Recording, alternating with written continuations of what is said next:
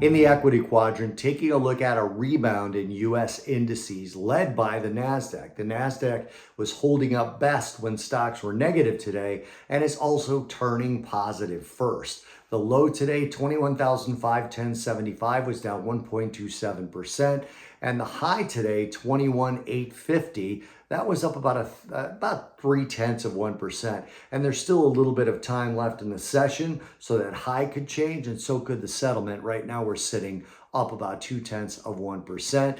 And basically, we're sitting at the same price right now as the close on the day of the breakout higher to new all-time highs, which was December 4th.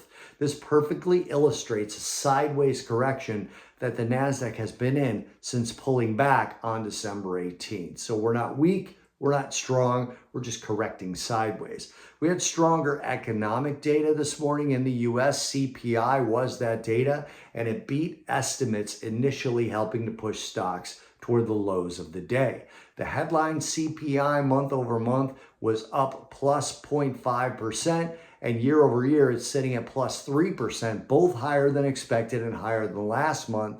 And the core CPI month over month was up 0.4%, with the year over year up 3.3%, also higher than expectations and higher than the previous month. And that put a little bit of pressure on stocks because it moved the potential pricing of the Fed rate hike, the next one in 2025, from September out to October. And then we also had higher US Treasury yields, and US Treasury yields and stocks are still inversely correlated, but especially with fast moves in yields. And that's what we got today all at once. We got an up 8 basis point move in the 2-year yield to 437, up 11 in the 5-year to 448, up 9 in the 10-year to 464, and up 8 in the 30-year to 483. All of that was a headwind for the Nasdaq, but the Nasdaq did rebound as the day went on.